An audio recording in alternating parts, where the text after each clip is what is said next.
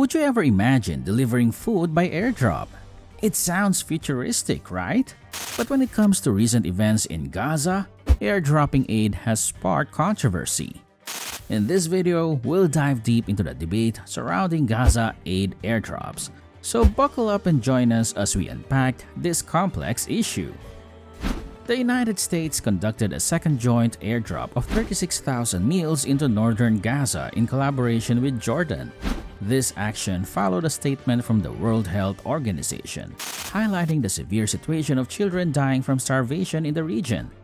Despite these efforts, there is considerable debate among humanitarian organizations, which argue that the strategy falls short of addressing the escalating needs. The challenges in aid delivery symbolize the overall failure of relief efforts on the ground. While aid lorries have been accessing the south of Gaza through controlled crossings during the conflict between Israel and Hamas, the north, a focus of the initial phase of the Israeli ground offensive, has faced limited assistance in recent months. The World Food Programme suspended food deliveries to northern Gaza on February 20, citing complete chaos and violence during aid convoys, including incidents of looting.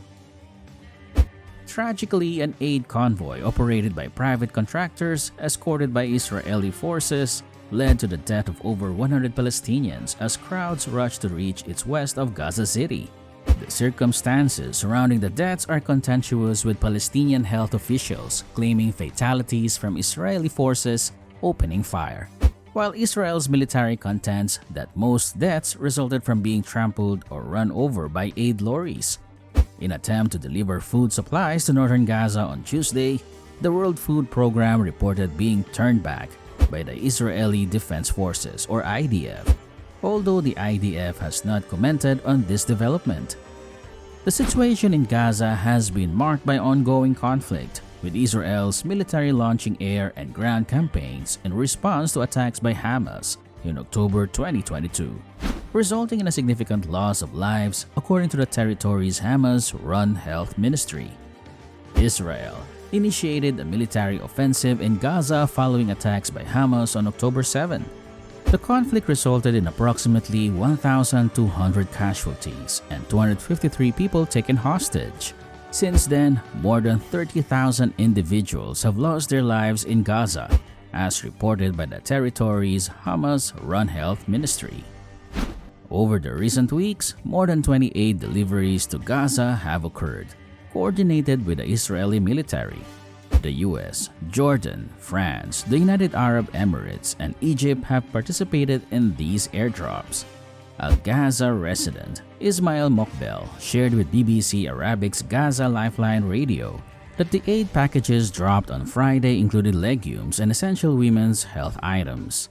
Abu Youssef reported that he and others were unable to access aid dropped near Al-Shifa Hospital in Gaza City. Describing the situation, he mentioned witnessing aid parachutes in the sky, but due to the limited quantity of aid and the large number of people, they were unable to obtain anything as it landed approximately 500 meters away. Ismail Mokbel expressed the view that the amount of aid dropped was insufficient to meet the basic needs of the extensive population in the area. He emphasized that the current method of airdropping is not optimal for delivering aid to the North District of Gaza, suggesting the need for a land and water pathway to ensure broader accessibility to aid.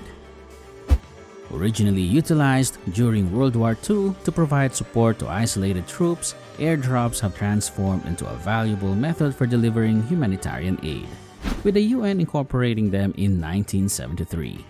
Despite their utility, airdrops are considered a last resort to be employed when more effective options fail, as highlighted in a 2021 report by the WFP. The most recent instance of WFP airdrops occurred in South Sudan. Jan Egeland, the Secretary-General of the Norwegian Refugee Council and a former UN aid chief, expressed reservations about airdrops, stating they are expensive, unpredictable, and often result in aid reaching unintended recipients. According to the WFP, airdrops are 7 times more costly than ground-delivered aid due to expenses associated with aircraft, fuel, and personnel. Furthermore, Airdrops are limited in the quantity of aid they can deliver per flight compared to a convoy of lorries, and effective ground coordination within the delivery zone is crucial. The International Committee of the Red Cross underscores the need to manage distribution carefully to prevent individuals from jeopardizing their lives by consuming inappropriate or unsafe items. In a 2016 report released during the Syrian civil war, when aid was being airdropped into the country, the organization emphasized the serious risks to life associated with delivering sudden and unsupervised types of food to malnourished or starving people. These risks, it stated, should be considered against the alternatives of delivering nothing by air or facing the potential delays of ground distribution. Airdrops can occur at various altitudes, ranging from approximately 300 meters to 5,600 meters or 985 to 18,370 feet in conflict zones. Consequently, ensuring sturdy packaging is essential to withstand the impact with the ground, according to the WFP. The agency recommends that drop zones ideally be spacious, open areas, no smaller than a football field. This explains why deliveries are often targeted at Gaza's coastline. However, this approach has occasionally led to aid falling into the sea or being carried by the wind into Israel, as reported locally. Gaza resident Samir Abu Sabah expressed on BBC Arabic's Gaza Lifeline Radio that he thinks the US should exert more effort and pressure in its ally Israel to achieve a ceasefire. He stated that as a citizen of Gaza, this aid is not beneficial. What they need is for America to push Israel for a ceasefire and to stop supplying weapons and missiles to Israel. Some aid workers share a similar viewpoint.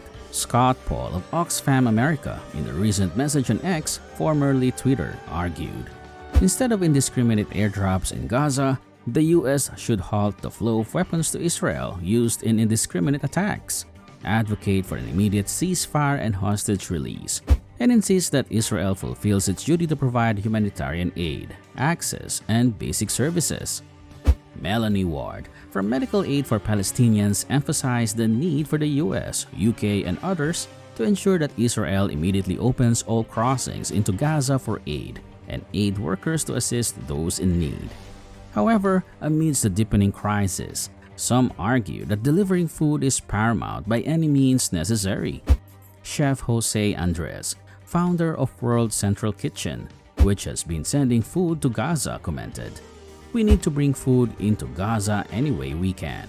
We should be bringing it by the sea." Despite President Biden's pledge to redouble our efforts to open a maritime corridor and expand deliveries by land, these efforts have not yet materialized on the ground. Israel Defense Forces spokesman Rear Admiral Daniel Hagari stated that they are facilitating aid convoys and airdrops to northern Gaza to ensure humanitarian aid reaches Gazan civilians in need.